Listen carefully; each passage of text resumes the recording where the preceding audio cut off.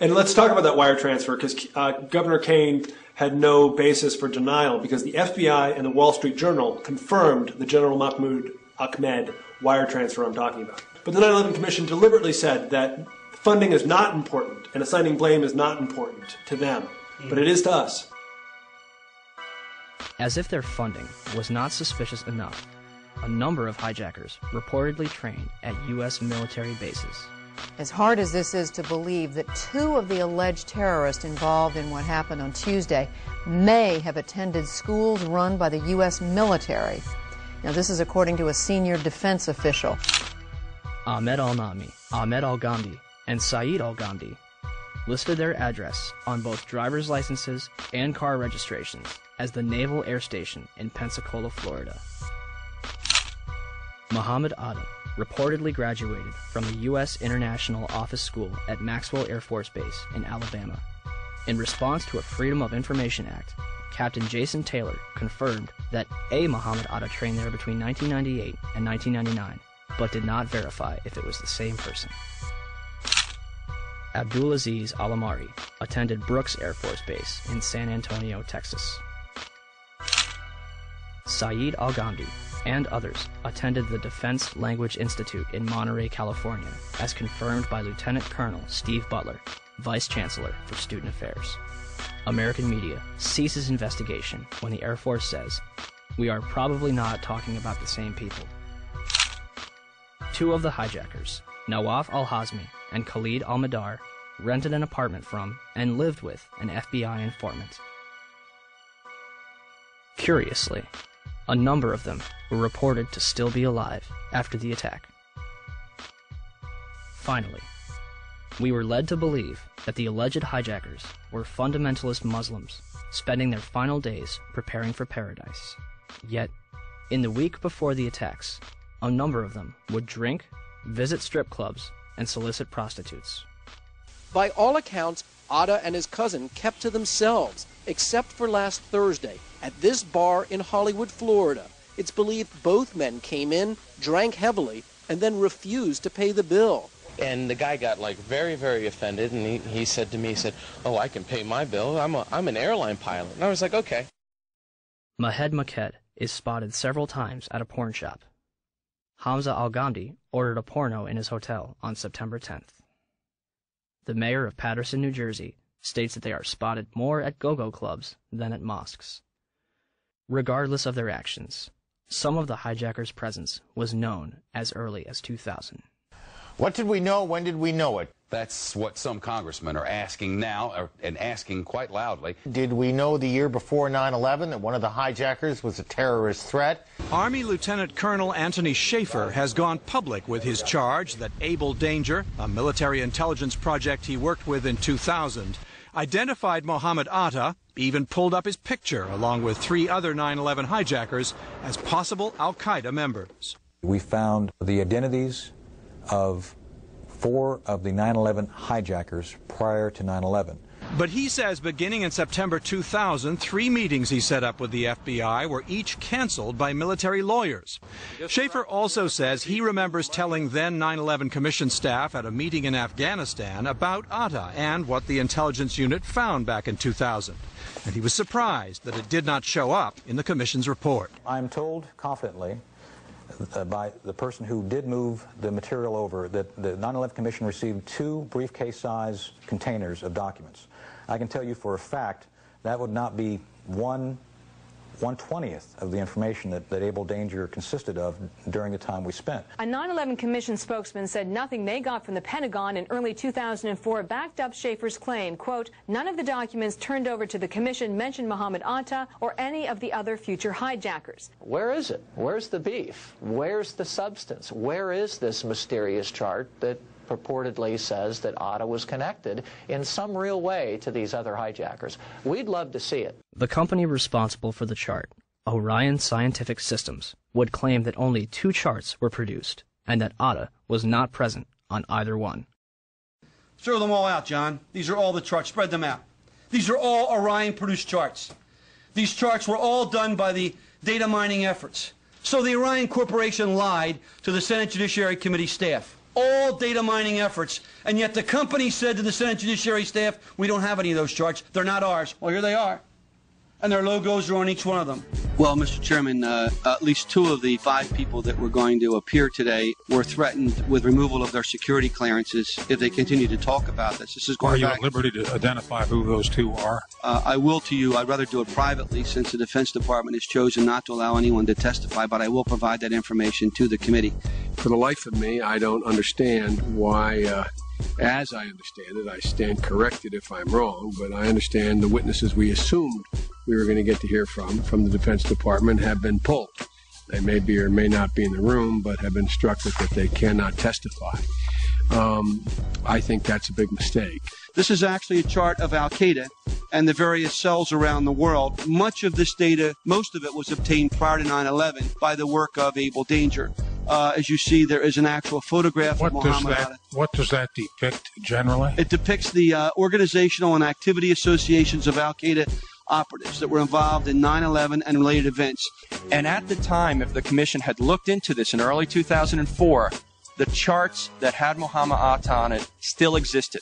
There was a chart in Mr. Smith's office. There was the chart that still should have been in the Defense Intelligence Agency because it wasn't destroyed within Lieutenant Colonel Schaefer's files until the spring of 2004. The same with the chart that Mr. Smith had. Our support to Able Danger became severely restricted and ultimately shut down due to intelligence oversight concerns. I was supported vigorously by both the LEWA and the INSCOM chain of commands, and we actively worked to overcome this shutdown for the next several months. In the midst of this shutdown, I, along with one of my analysts, Chief Warrant Officer 3 Terry Stevens, were forced to destroy all data, charts, and other analytical products that we had not already passed on to SOCOM related to Able Danger. Another former DOD official will testify today that he was ordered to destroy up to 2.5 terabytes of data. Now, I don't know what a terabyte of data is, so we contacted the Library of Congress. It's equal to 1/4 of all the entire written collection that the Library of Congress maintains. Are you in a position to evaluate the credibility of Captain Philpott, Colonel Schaefer, Mr. Westfall, Ms. Pressler, Mr. J.D. Smith as to their credibility when they say they saw Muhammad Atta on a chart? Yes, sir. I believe them implicitly. Lieutenant Colonel Tony Schaefer, who was the first member of Able Danger to go public, has now been told in writing by the Defense Intelligence Agency that he can't speak to members of Congress or their staff without prior approval. And now a security clearance, which allowed him to deal with classified information, has been pulled. The congressman says Schaefer has been gagged, punished for speaking up. The official response to Able Danger began in September 2005 with a letter from 9/11 Commissioner Slade Gordon to Senator Arlen Specter. Gordon concludes by saying that since Condoleezza Rice, President Bush, and the White House denied that Able Danger identified the 9/11 hijackers, it never happened.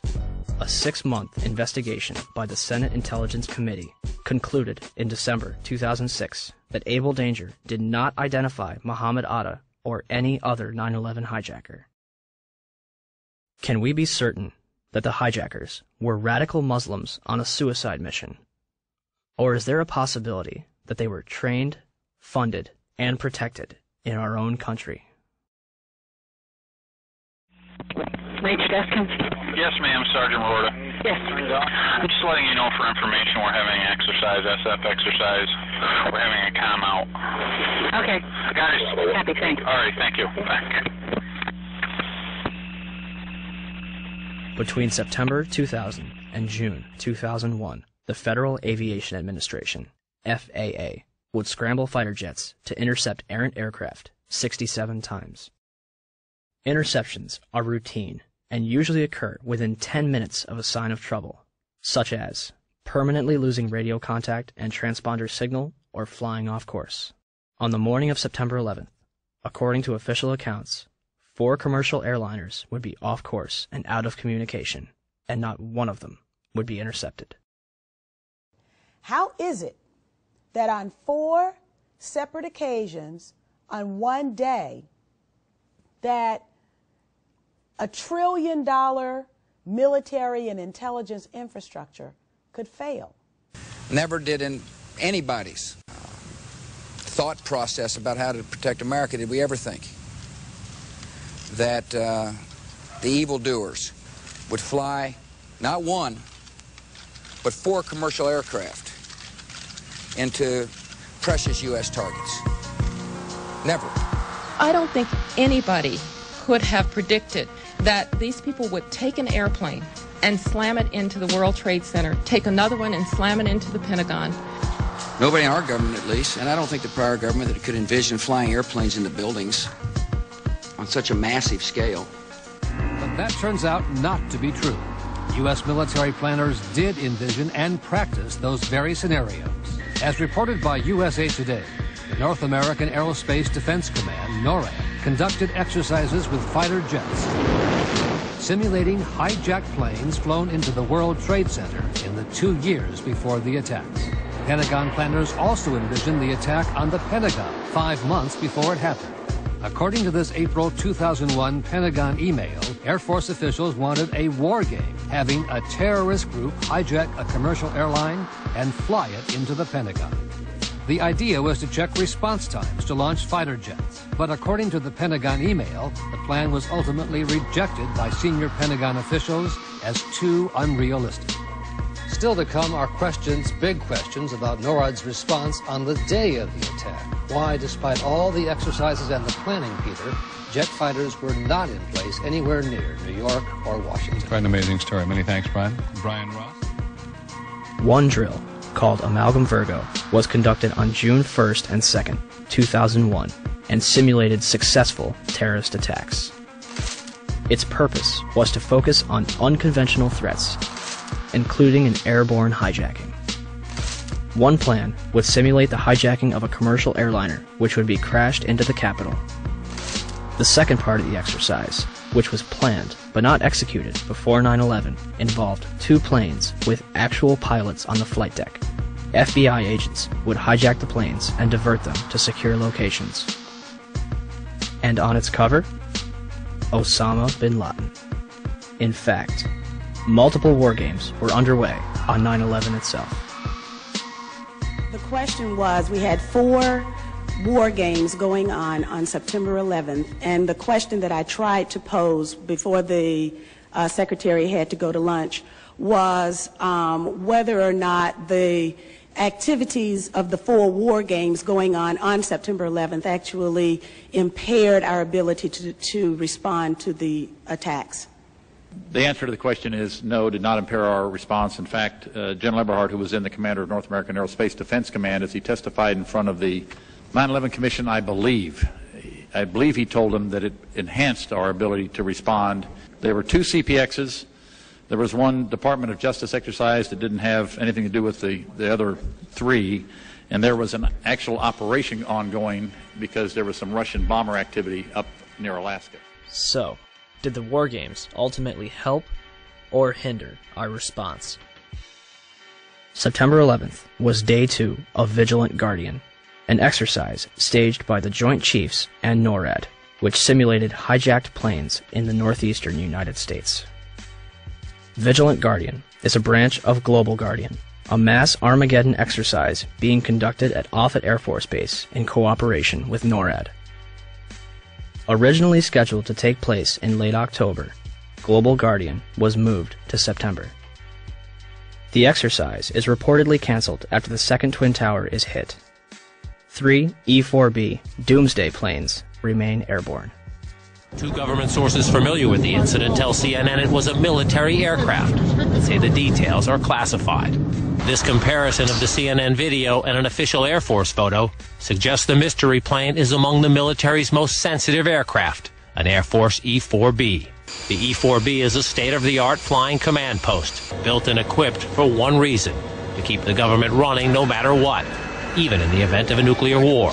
Ask the Pentagon, and it insists this is not a military aircraft, and there is no mention of it in the official report of the 9/11 Commission. The Pentagon, the Secret Service, and the FAA all say they, at least for public consumption, have no explanation of the giant plane over the president's house, just as the smoke began to rise across the river at the Pentagon. Barksdale